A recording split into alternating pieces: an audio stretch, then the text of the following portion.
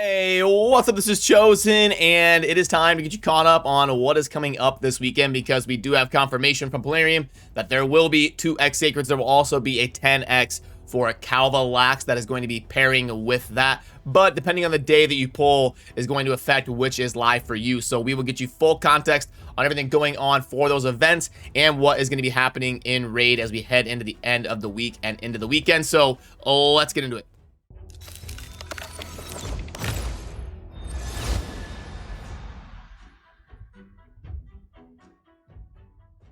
Alrighty, so as you know, if you watch my channel, the rotation for 2x shards goes Ancient, Sacred, Void. Ancients was the last 2x, and then we had the 10x events last weekend, so everything is perfectly status quo. We are getting 2x Sacreds in a couple days, launching on Friday.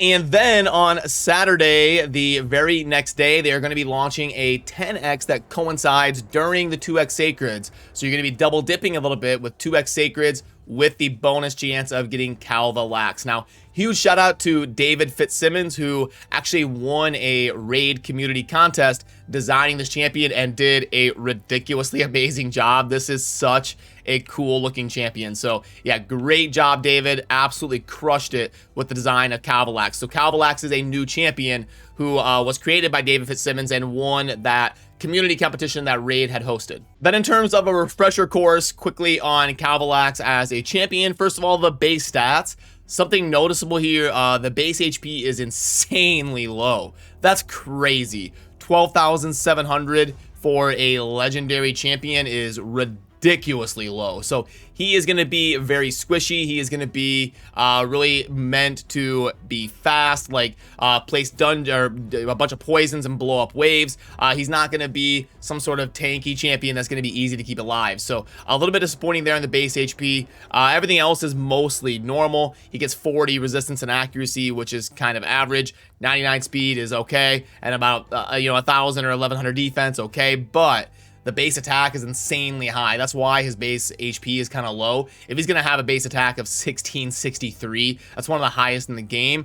That's why his base HP is a little bit low to kind of compensate for how insane his base attack is. Then for the kit, the A1 is going to be attack one enemy with a 40% chance that you can book up to 55% of increasing the duration of all poison debuffs on the target by 1 turn. And then we're going to heal this champion by 2.5% of the max HP for each poison on the target. So anytime you get buff extension or debuff extension, any sort of buff manipulation in that direction of making it last longer, super impactful. So very cool for damage dealing versus bosses, clan boss, anything like that. You're bringing lots of poisoners. The A1 is going to be insane by increasing your DPS and also healing him to help keep him alive to maybe compensate a little bit for the low base HP. Then for the A2, we've got to attack one enemy and place an extra hit for each poison debuff on the target, up to 3 extra hits. So this can hit up to 4 times and do some pretty insane things. And like the Fire Knight against the shield, you've got a bunch of poison on there. Boom, you run in there, you get 3 or 4 hits off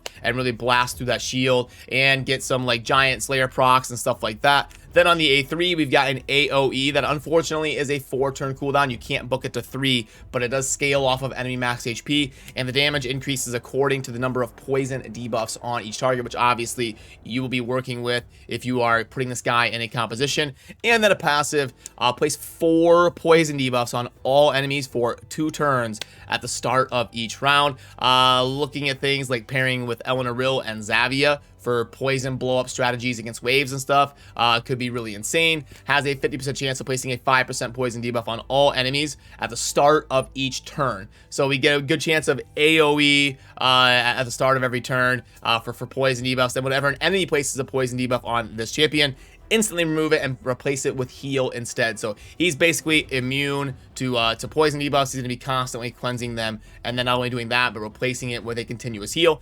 And he has an amazing aura of ally speed in all battles by 19%. So definitely a fun champion, a very poison themed kit, but also gets that all battle speed aura to kind of bump up his value a little bit and make him a more well-rounded champion. So to wrap up my thoughts on this weekend's event, obviously 2x Sacreds, you can never really go wrong pulling your shards there. Lots of value in terms of getting game-changing epics and legendaries for your account.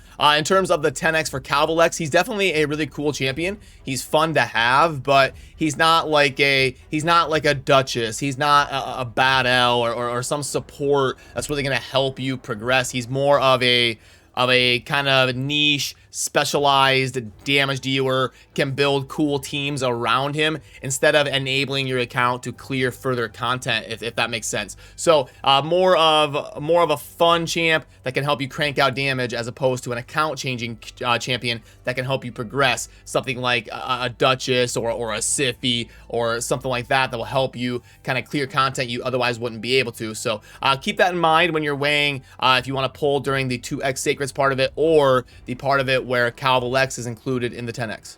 Then to quickly go over the other stuff in game, obviously we have got a CVC live right now, and I believe we did hear from them, kind of as a side note, that the next CVC will be on a Tuesday as well. So the next CVC will be launching 13 days from now, I believe. And they've been kind of flip-flopping between Saturday, Tuesday. They tried out a Saturday one. We have yet to kind of get confirmation on if the Saturday CVC is going to be a thing. But I believe the next one is going to be on a Tuesday, launching about 13 days from now. And we did get a new batch of clan quests up for grabs, so make sure you are going in here and doing your clan quests, picking some and contributing towards the clan quest progress for your clan, and focusing on that for the next 5 days or so.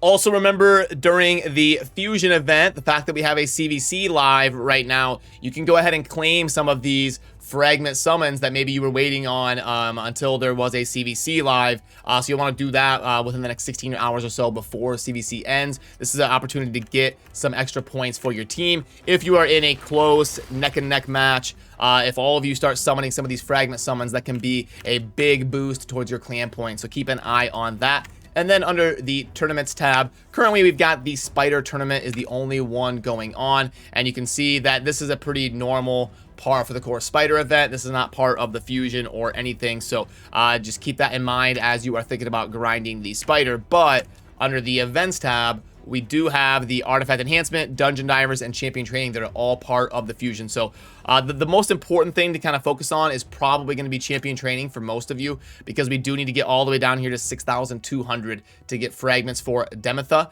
So that is probably going to be the main priority. After that, you're going to want to make sure you're upgrading artifacts to get towards the points needed here to scoop up the 2625 for the fragments down here. And if you get that far, you're going to want to at least get to 4,000 and get your core hammers. If you made it that far, you might as well keep going to 4K. And then under the Dungeon Divers, 1950 is going to be needed for Demetha as well. So make sure you're focusing on that Fusion. You've got about 4 days left, I believe, on finishing this, and a good opportunity to do it would be during CVC, so you can double dip some of your points. Yeah, 4 days right there. So really focus on that today. If you can go ahead and get the Fusion done and claim him during CVC, that would be a lot of points that you can kind of gather for your team in CVC. So so those are a few things to really focus on today while CVC is still live.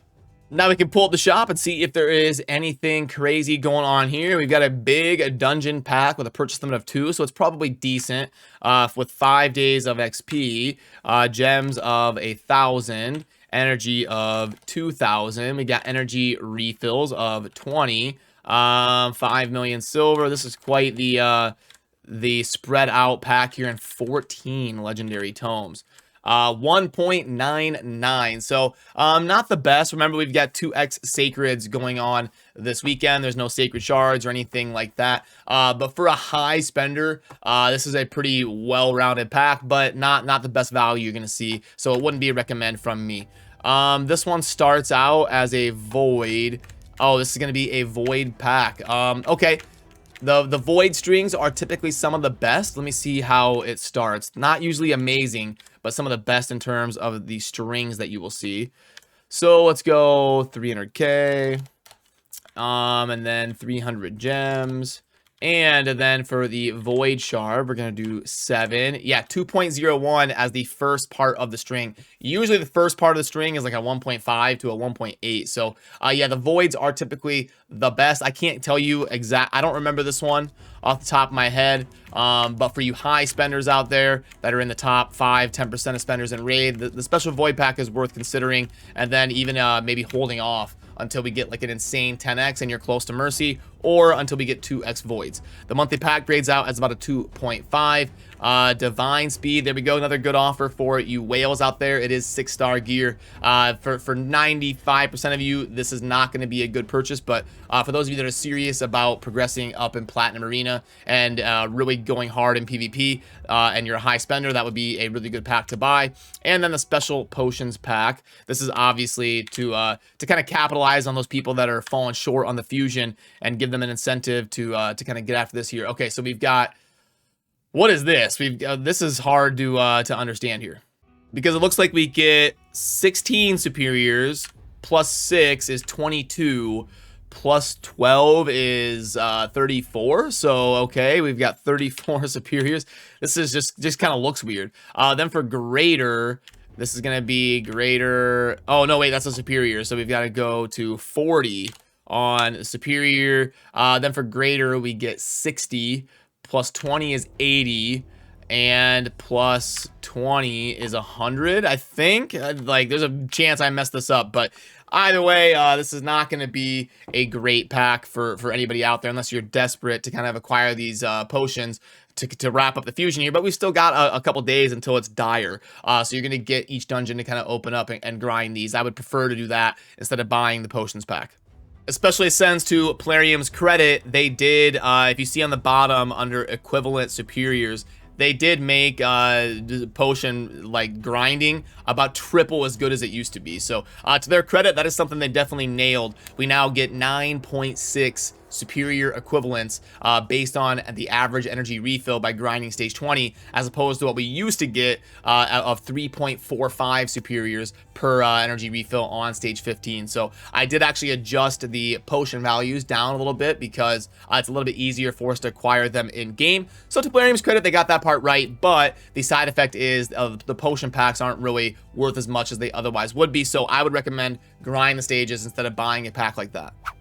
But okay, that's going to do it for what I wanted to get covered in this video. I wanted to take a quick second to shout out these guys for joining me: Mad Capper, Hell Hades, Deadwood Jedi, Scratch, and Coldbrew in my very last video on the channel. We've got a hour-long, really in-depth discussion, multiple different perspectives on the dupe system with some of these great content creators for Raid. So if you haven't got a chance to see that, I'll link to it up there so you can check that out. Maybe while you're doing something else, you know, like cleaning or eating dinner or whatever, maybe something to listen to get some full context on the dupe system that's going to be coming to the game within the next month or two. So if you are watching this right away, there is a link in the pinned comment telling you whether I am live or not for the next 2 or 3 hours. I'll be hanging out with you, playing some Raid, and talking about all this stuff coming up as we head into the end of the week here. So as always, thank you for watching. Have a good rest of your week.